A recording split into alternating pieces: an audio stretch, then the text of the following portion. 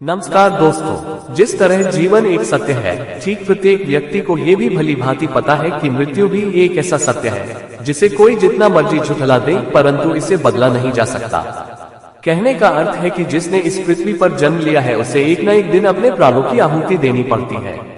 इस बारे में हम में से बहुत से लोगों ने कई बार अपने बड़े बुजुर्गों से कहते सुना होगा कि मृत्यु के बाद मनुष्य शरीर की आत्मा 13 दिनों तक अपने घर में रहती है। मगर ऐसा क्यों, इस बारे में क्या किसी ने सोचा है? अगर नहीं तो चलिए आज आपको इससे संबंधित जानकारी बताते हैं और जानते हैं कि आखिर क्यों मृतक शरीर की आत्मा 13 दिनों तक अपने घर में भटकती रहती। साथ ही साथ ये भी बताएंगे कि 13 दिनों तक मृतक के नाम का पिंडदान क्यों किया जाता है।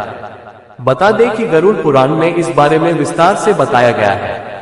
गरुड़ पुराण में बताया गया है कि जब किसी व्यक्ति की मृत्यु होती है तो यमराज के यमदूत उसे अपने साथ यमलोक ले जाते हैं।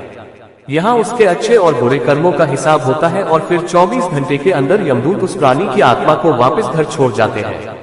यमदूत के द्वारा आत्मा को वापस छोड़ जाने के बाद मृतक की आत्मा अपने परिजनों के बीच भटकती रहती है और अपने परिजनों को पुकारती रहती है, लेकिन उसकी आवाज को कोई नहीं सुन पाता। ये देखकर मृत व्यक्ति की आत्मा बेचैन हो जाती है और जोर जोर से चिल्लाने लगती है।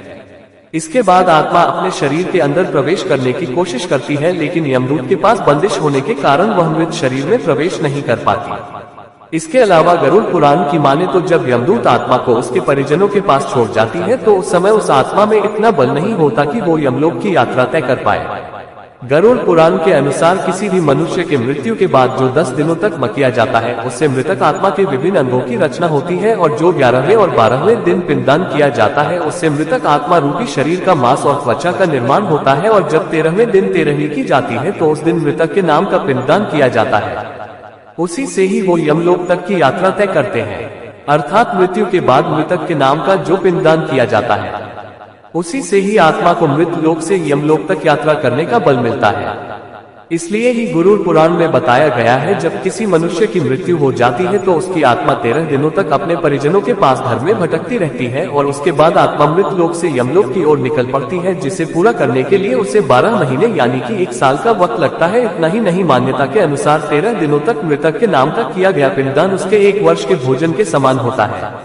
पिंडदान न किया जाए तो क्या होगा? इसके अलावा बता दें, अक्सर लोगों के मन में ये सवाल भी जरूर आता है कि अगर किसी मृत व्यक्ति के नाम का पिंडदान नहीं किया गया तो क्या होता है। तो दोस्तों आपको बता दें कि इसका भी वर्णन गरुड़ पुराण में किया गया है।